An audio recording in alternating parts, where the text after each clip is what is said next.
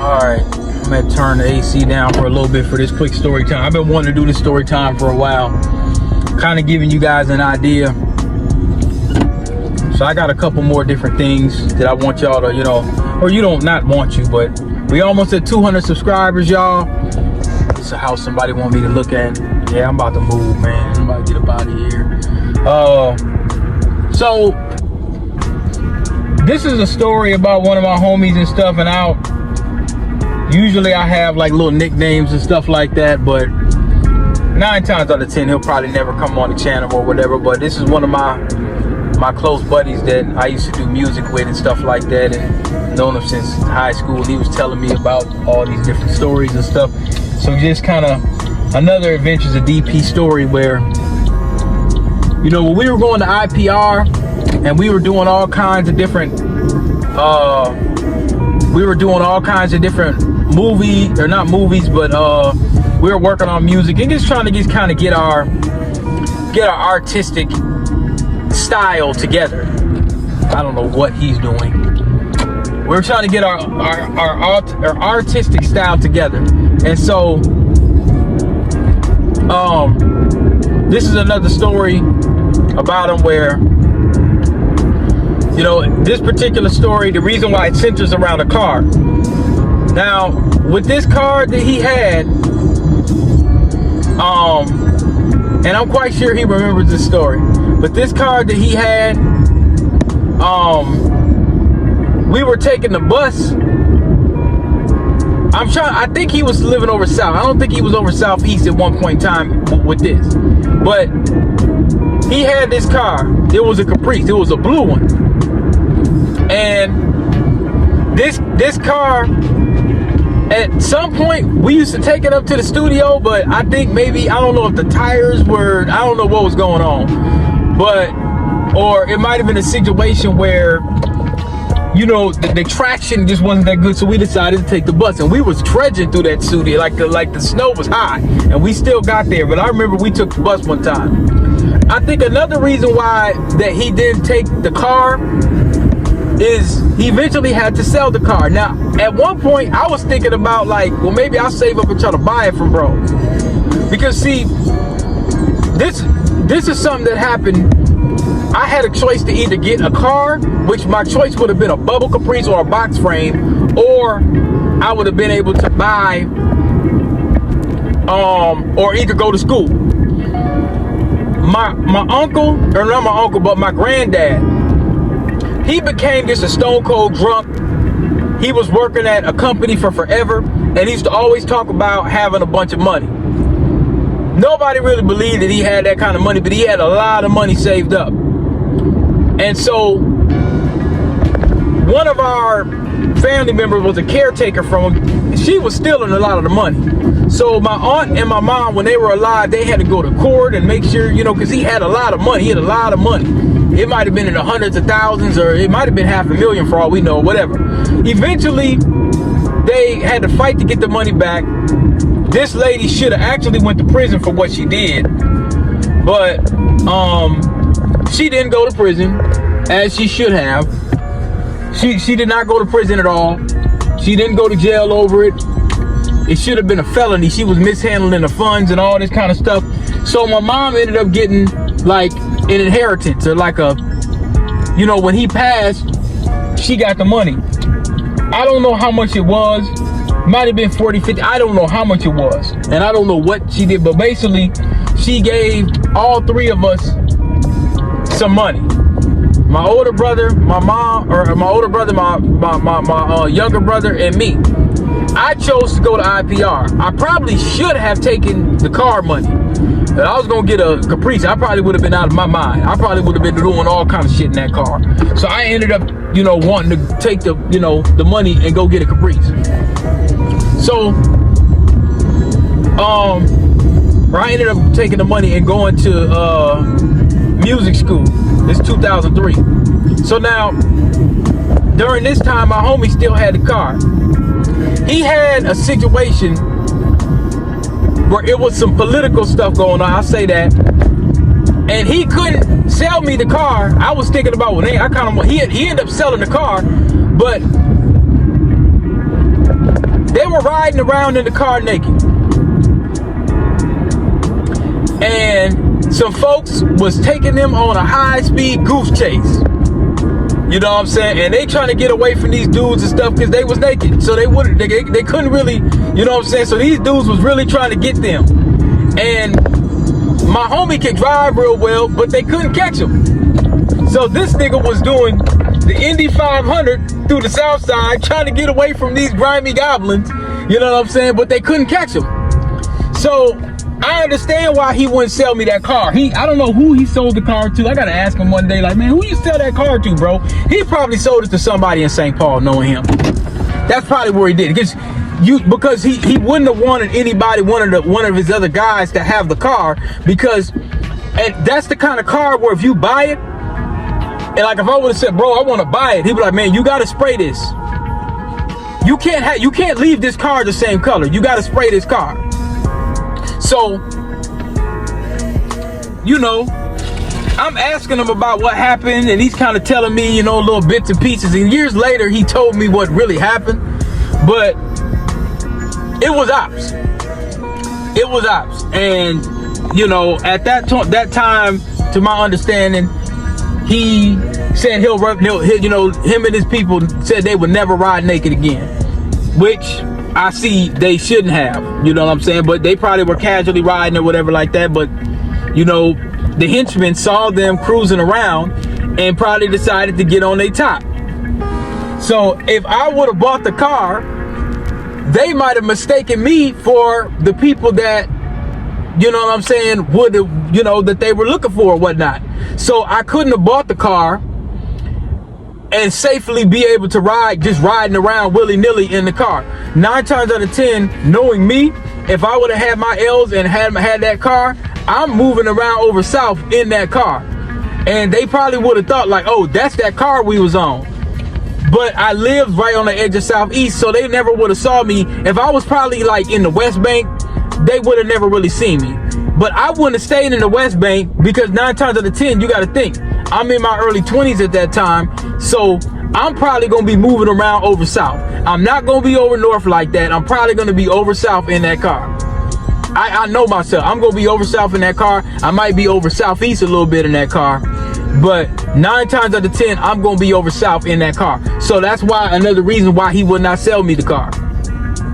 And I don't even know if I would have had the money right then at that time. But when he mentioned it, he said, man, I got to get rid of it. I said, well, why? You know what I'm saying? He was kind of like, man, something. So years later, he told me exactly what happened when I kept asking him, like, you know, what happened, bro? Like, and so, but because at first when he was like, man, I don't want you, I didn't know why he didn't really want to sell me the car. He didn't give me a lot of details. So, you know, I guess he figured the less he knows, the better. But that car was kind of like my other homie's car, but his was a 4-door. The one I told you, that first, it was a 2-door Chevy Caprice, where Paint Man had painted it gray, and then he messed up a spec because I guess he was high or whatever, and then he sprayed it again. Remember Paint Man? Now my homie that knows this story, he probably gonna laugh when he hears it, because he remembers Paint Man. He remembers Paint Man because he stayed a couple blocks away from Paint Man's shop.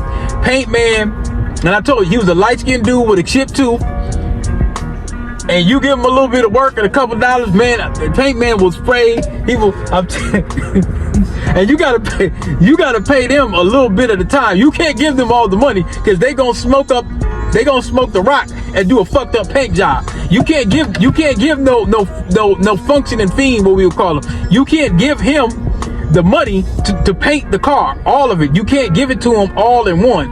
You have to give him bits and pieces. You know what I'm saying? You give him a little work and then a couple dollars, and then he start painting it. And then, you know, but man, I'm telling you, that dude used to have some cold. I don't know what happened to him. See what happens with a lot of mechanics or paint guys that be in those, and it's right by. There was a car wash. It was a little green car wash, and everybody over Southeast, over on Luxton, they probably worked at that car wash at some point in time. If you lived in them projects, you probably worked at that car wash. And if you worked at the car wash a limited amount of time and you weren't really planning on doing no work, you might have been working there long enough for you to get your money to flip it. That's what a lot of dudes in Minneapolis would do. If they worked a job, they'll work a little bullshit ass job enough for they could flip them, and then they get their hustle on. That was the common practice that was going on. They'll work a job and get some, but see, because I did the CD thing, I didn't really have to work a job and take the money and flip it to, you know, to go buy some work. I didn't really have to do that. And everybody around me, that's what they was doing. But I didn't have to do it because I could sell the same amount and not have to partake in those festivities, unless of course I wanted to. You see what I'm saying? But that wasn't my thing. It's just that it might take me a little bit longer to acquire the things that they did. You know, the cars and the jewelry and, you know, some of the clothes and stuff. So it might take me just a little bit longer. But the general consensus was, because one time I was over Southeast, and one of the GDs was clowning me like, "Oh, this nigga selling CDs, Joe." So one of them pointed out, well, he can sell 6 for the price of 1 rock. You know what I'm saying? So they said, you can't really roast him on that. And he can't go to jail for it. So, you know, they were like, well, man, that's right. You ain't got to do that. But once people started seeing how you could make money with mixtapes and stuff, that's when the old crack. See, look, I was a pioneer when it came to like that computer repair and going off that technology thing overside. I was a pioneer to that kind of stuff. Folks might have been taking some of my game and running with it, which I wasn't really tripping about. So, but I had a certain way that I would go about doing it. I never really got too greedy and whatnot, but that was my thing. So I might work, if I'm working on an internship, or I'm working. The internship started in 2007, so IPR, I wasn't doing a lot of work. I was still kind of hustling and going to school. But Stack Doe had the plug on the shoes. That man had all the shoes, and he had the bro did like a Frank Lucas for shoes. He had a Frank Lucas connection like shoes, and nobody wanted to plug. And people, I'm quite sure they used to ask him. He ain't giving it up either. Bro felt like I worked hard for that plug, because when he used to ask people for the plug, or he probably inquired, man, hey man, how can I get a pipeline or whatever like that? Negroes wouldn't give it to him. I know they wouldn't, because usually when people get that connection from China, and there's so much money for everybody, man, it doesn't stop anything. They doing slave labor, giving folks like 10 cents an hour and a rice cake to make them shoes. So you giving him the information on getting the plug from China ain't gonna hurt you. Some of that shit don't even go through customs. Man, bro had some immaculate shoes. Ain't nobody. Disco T and them ain't even had the shoes bro had. And he's selling this shit out of his trunk just like the Bay Area.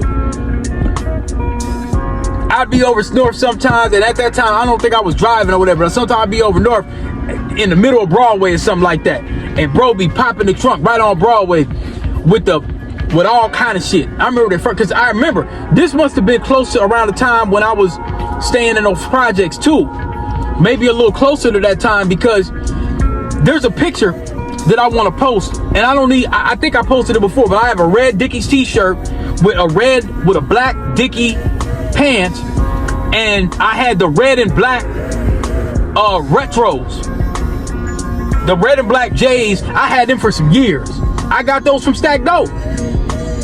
I said, I'm not spending no more money with Michael Jordan no more. I'm buying knockoffs. I'm buying the knock who's theirs. I'm buying those because, yeah, Jordan ain't do nothing for the community. So why should we buy the real deal Holyfields? So I bought those from Stack Doe. I think I paid like,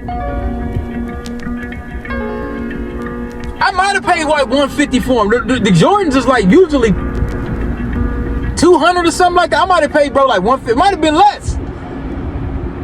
So, but here's the thing, people would say, oh, well, those are knocks. Bro had exclusives that Nike didn't have. Bro had exclusives. That's what he used to call them, exclusives. He had exclusives that Nike did not have. They weren't for sale. You couldn't get them if they're not coming out no more. Bro had stuff that other folks could not get. I don't know how much, man, I don't mean to pocket. If I had to estimate, I'm doing a Forbes analysis estimation. Bro probably was making 20, 30 bands a year on just all them shoes, man. That's a lot of money for a nigga coming up in the street. That's a lot of damn money. He probably was making more than that. He probably was making at least a rack a day off them shoes minimum. And you couldn't get his plug. Cause I'll be like, hey, you know, where you get these shoes at, fam? Cause he knows I ain't really trying to sell them or whatever. But like, man, where you get them shoes at, bro? He's like, man, you know, I got a little, you know, he'd be good about, you ask him a question, he'd be real good at the turn. And I'm like, where you get them from? We're like, man, you know, a little something, man. You know, my little Frank Lucas, you know what I'm saying? I'm like, yeah, okay. He's doing his Frank Lucas. So, you know, so yeah, he had that shit on lock, man. Nobody had those kind of shoes except Stack Doe. Nobody. Not to the degree that he had. Not to the degree that he had. And everybody wanted them joints. And everybody was selling shoes. Let's be clear about that. There was never a missing surplus on shoes. But nobody had it like bro had it. Nobody. And this was around, I had to kind of step my game up a little bit. I'm watching them doing this shit out the trunk. I said, okay, I got to start messing with this computer repair.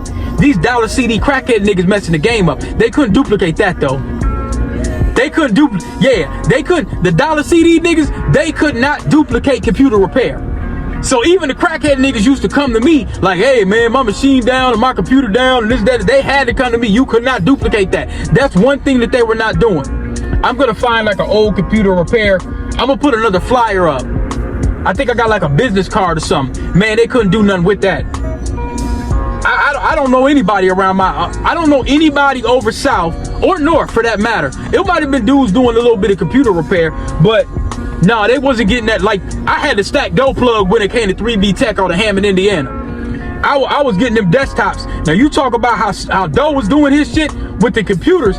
I was grabbing them joints. I throw XP, you know what I'm saying, on them. Man, cause you gotta think, each computer you get, you doing it for 100. Then you sell a desktop. Give me a desktop for $225. Sell it for $5. Do it again. You see what I'm saying? So I start volume buying and selling and shit like that. So that's how I was telling y'all them stories. That's how I was able to flip them cars.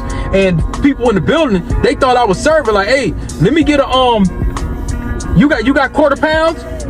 They thought I was selling crack or selling weed in the building I was staying, because they're like, man, you getting a car every 5 minutes. And then I start flipping the cars. I start buying like old cars and I started doing that too. So even when I didn't have a job sometime, I always kept some cars that I could resell until I could get back on my feet. You see what I'm saying? So, you know, far as the drug game, that wasn't really my thing. You know, like if I happened to get a hold of it, like if somebody owed me some money and they be like, oh, well, you know, I got,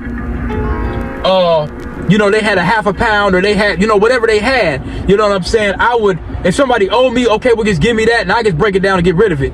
Or, you know, I'd let somebody pretty much have it for nothing or whatever, because that wasn't my thing. The drug thing wasn't really my thing. You know, so, but anyway, that's the story on what happened to the Caprice Classic. This is a key Minneapolis fact. Stack Doe had the best distribution on the shoes, and it's not like he had 8,000 of them. He just had the main premier top-notch exclusive that nobody else could get. So that makes him key distribution. You Frank Lucas on the shoes. Bro was Frank Lucas, minus the rat jacket. He didn't rat. He didn't tell on nobody. Frank told, and Stack Doe didn't tell. Stack Doe didn't tell on nobody. He never told. You know what I'm saying? So Frank, you know, we got to give it a new name. Frank gonna be cutting it. We got to think of a new kingpin, man, that didn't tell. But, you know, we ain't had that Frank Lucas distribution. But, yeah, bro never squealed on anybody. So, no, that's the story of the Caprice. I think I'm going to name it, you know, the Caprice that could not be bought. I'll probably name it something like that. So, thanks for y'all listening.